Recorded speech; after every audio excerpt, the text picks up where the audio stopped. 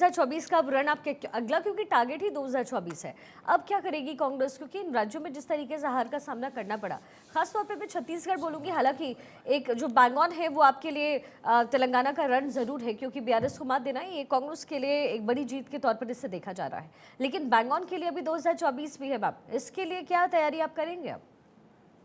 देखिए, पहली बात तो जो बार बार कहा जा रहा है कि कांग्रेस के लीडरशिप में झगड़ा था या मतभेद था, जो भी, तो ऐसा नहीं है। मतभेद नहीं था, भाजपा में डिस्कनेक्ट था, डिस्कनेक्ट था। मतभेद भी मैं सिर्फ आप ही की नहीं, उससे पहले भी कुछ लोगों ने कहा कि आपसी झगड़ा, आपसी मतभेद जी।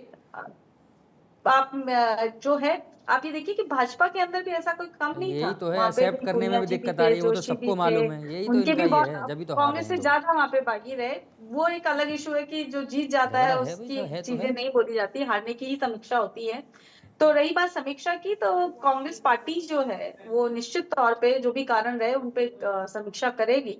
और मैंने पहले भी कहा कि सेमीफाइनल कहना और सेमीफाइनल जीतना और उसकी वजह से आप फाइनल जीत जाओगे, ये हमेशा जरूरी नहीं है। सेमीफाइनल का मतलब सेमीफाइनल ही होता है और फाइनल का मतलब नहीं, फाइनल लेकिन होता है। तो लेकिन अगर हम लेकिन सेमीफाइनल चयनिका आपके जी, नजरों से ये तो हारे आप हैं, तब कहती तो हो और निश्चित मुझे रूप से खुशी होती उससे कहते हुए समीक्षा करके कि इससे आप आगे जो ख्वाब कार्यवाही होगी संजो ताकि रही हैं वो फाइनल में पूरा जीत हो सके। सकता है। आप देखिए इंडी गठबंधन में क्या हो रहा है, अभी तक तो हाथ पांव सब जोड़ रहे थे, जितने भी कांग्रेस की के साथ की जो टीम वाले थे, जितनी भी पार्टियां थी, वो कह रही थी कि भाई साहब सीट शेयरिंग पर बात कर लीजिए। कांग्रेस तैयार नहीं थी, क्योंकि जो 5 राज्यों के विधानसभा चुनाव थे उसकी तैयारी कांग्रेस अकेले कर रही थी। लेकिन अकेले करते करते ऐसा नहीं लगता कि 2024 के रण में इंडिया गठबंधन में आप अकेले पड़ जाएंगे? क्योंकि सीट शेयरिंग जो आप करना चाह रहे थे वो तो हो नहीं पाएगा। अब क्या होगा, आगे क्या देख रही हैं आप?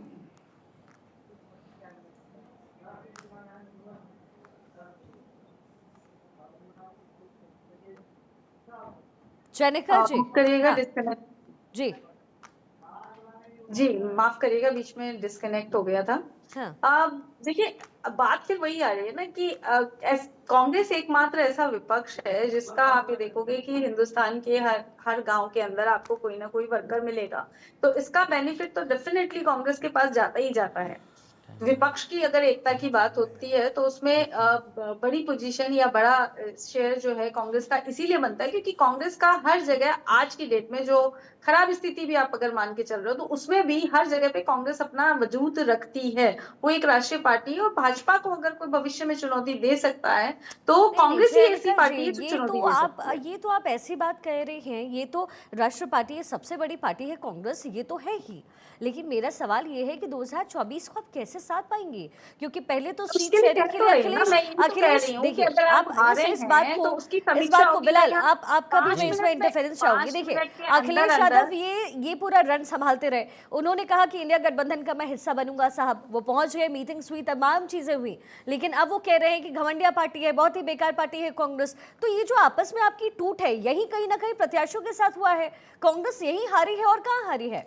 देखिए, बात समीक्षा तो करनी पड़ेगी इनको, ये बात कर रही है, पहले बात तो इनको ये समझना पड़ेगा। अगर मध्य प्रदेश के अंदर आप सुनिए, एक मिनट पार्टी को सुनिए। एक समय होता है, पार्टी अपने आप में समीक्षा करती है। आप पहले भी बीजेपी भी 3-3 जो है राज्य हारी थी और हारने के बाद 24 में वहां पे उसने अच्छा किया, तो इसका मतलब ये थोड़ी ना कि उस समय हम जीत गए थे तो ये कह दिया गया कि नहीं, बीजेपी लेकिन 19 में रणनीति हार तो रही है। क्लियर थी ना। अच्छा, ये जरा तस्वीरें दिखा देते अपने दर्शकों को। ये छत्तीसगढ़ कांग्रेस दफ्तर की तस्वीर है, ये बड़ी जानकारी। देखिए पूरी तरीके से छत्तीसगढ़ का कांग्रेस दफ्तर इस वक्त खाली पड़ा हुआ है। जाहिर तौर पर जो निराशा है वो कार्यकर्ताओं के अंदर, क्योंकि छत्तीसगढ़ को लेकर के भूपेश बघेल भी बहुत ज्यादा कॉन्फिडेंट नजर आ रहे थे। जब भी चुनावी मैदान पर जो मीडिया पर्सन है, जो रिपोर्टर्स है, उनसे सवाल पूछते थे किसी भी मुद्दे पर, वो महादेव ऐप हो, वो भ्रष्टाचार के मुद्दे हो, वो तमाम पॉलिटिकल मुद्दे हो, कहीं ना कहीं भूपेश बघेल पूरी तरीके से आश्वस्त थे कि सरकार में तो कांग्रेस रिपीट होने वाली है छत्तीसगढ़ में। बिलाल, देखिए, मैं ये कह रहा था, जिस तरीके से मध्य प्रदेश के अंदर कमलनाथ कह रहे हैं अखिलेश वखिलेश, अगर वहाँ भी 4, 5 से 6 सीट दे देते आप उनको, कोई दिक्कत नहीं थी समाजवादी पार्टी को देने में। अब गठबंधन की, आप महागठबंधन की बात कर रहे हैं, इंडिया अलायंस की बात कर रहे हैं, अगर किसी को आपको कोई टिकट आपसे सीट शेयरिंग के लिए बात कर रहा है तो आप उसका अपमान नहीं कर सकते। अब उत्तर प्रदेश के अंदर अखिलेश यादव का जो बात है, नाम है भाई, उनकी पार्टी अच्छी खासी, अब वहाँ आपका अपमान कर देंगे, फिर कैसे ये गठबंधन चलेगा? लेकिन कुछ आपको सीखना पड़ेगा, समीक्षा करनी पड़ेगी, ये कहने से कुछ नहीं होगा। और एआईसीसी की बात करते हैं लोग, जाते हैं, बताइए केसी वेणुगोपाल को आपने वो जनरल सेक्रेटरी बना रखा है पूरा एआईसीसी का, तो उनको हिंदी समझ में नहीं आती। जब लोग जाते हैं उनसे मिलने, जो कार्यकर्ता होते हैं, जो लीडर्स होते हैं, उनसे मिलने का टाइम नहीं होता। क्या आप समझेंगे? आप बात करते हैं अब लीडरशिप में चेंज लाना पड़ेगा, यूथ को आगे करना पड़ेगा, जो वाकई में काम करने वाले लोग हैं उनको लाना पड़ेगा। ये नहीं बड़े बड़े ऑफिस लेके बैठ गए और आप मिलने का टाइम तक नहीं देते। ये चीज़ें सुधारनी पड़ेंगी। हम भी कहीं ना कहीं हम सपोर्ट करते हैं, लेकिन अब जो गलतियां हैं, जैसा हारे हैं, आपको से समीक्षा करनी पड़ेगी। कहने से कुछ नहीं होगा। और वाकई में देखिए, आपने देखा राजस्थान के अंदर, क्यों आप नहीं कहेंगे गहलोत और सचिन पायलट की नहीं है मतभेद? क्या वहाँ मध्य प्रदेश के अंदर नहीं है? छत्तीसगढ़ के अंदर लीडर में नहीं है? आपसी कलह की वजह से हारते हैं, ये तो सब खुद मानते हैं। एक एक कार्यकर्ता को पता वहाँ पे। हाँ। आप इसको नकार रही हैं, ऐसा नहीं होगा। एक्सेप्ट करना बहुत जरूरी है। प्रियव्रत जी, देखिए अभी तक सवाल विपक्षी पार्टियां या कांग्रेस बीजेपी से सवाल पूछ रही थी कि क्या प्रधानमंत्री के चेहरे पे आप पूरा चुनाव लड़ जाएंगे? ऐसा नहीं होता है, और प्रधानमंत्री का चेहरा काम नहीं आएगा विधानसभा चुनाव में। लेकिन ये देखिए, तो पूरा क्लियर मैंडेट है। बीजेपी जो है पूरा चुनाव ही अगर प्रधानमंत्री मोदी का ही चेहरा आ गया था, क्योंकि कहीं ना कहीं परिस्थिति को कंफ्यूज किया गया। कहा गया कि प्रधानमंत्री तो नहीं बन जाएंगे ना चीफ मिनिस्टर, तो प्रधानमंत्री के चेहरे को आप छोड़िए। लेकिन बीजेपी के लिए तो यही स्ट्रैटेजी काम आ गई है। हाँ, करेक्ट। तो इसमें यह है कि भारतीय जनता पार्टी जो है अंतिम व्यक्तियों का विकास पर विश्वास रखते हैं और इस पर काफी काम किया है। तो इस हिसाब से अगर देखेंगे हर जगह पे जो डेवलपमेंट हुआ है, अगर ऑल ओवर स्टेट लेंगे, हम बंगाल से है और मेरा काम का चलते हम पूरा ऑल ओवर 22 स्टेट कवर किया हूँ। तो उसपे हमको जो देखने का मिला, एक भारी डेवलपमेंट देखने का मिला। और खाली नरेंद्र मोदी जी का चेहरा देख के नहीं है, उनका विकास को देख के लोग उनका ऊपर इंटरेस्टेड है। आज खास करके जो युवा है, वो अगर इकोनॉमी का ऊपर फोकस करेंगे, वो अगर डेवलपमेंट के बारे में उनका जानकारी रखते हैं, पसंद रखते हैं, तो ये काफी अच्छा एक फोकस करते हैं और अभी बढ़िया माइलस्टोन सेट किया है भारतीय जनता पार्टी। ठीक है मनीष जी, अब अगर राजस्थान और छत्तीसगढ़ की मैं बात करूं और सीएम पद की दावेदारी की अगर मैं बात करूं, तो क्या तस्वीर क्लियर होती हुई आपको राजस्थान और छत्तीसगढ़ में दिख रही है? वसुंधरा राजे भी है मैदान में। हमने देखा वसुंधरा राजे जो है उनको लेकर के पता नहीं बीजेपी बहुत आश्वस्त नजर आ रही थी या नहीं, क्योंकि ये क्लैरिटी बीजेपी को खुद भी नहीं थी। वही हाल छत्तीसगढ़ का भी था।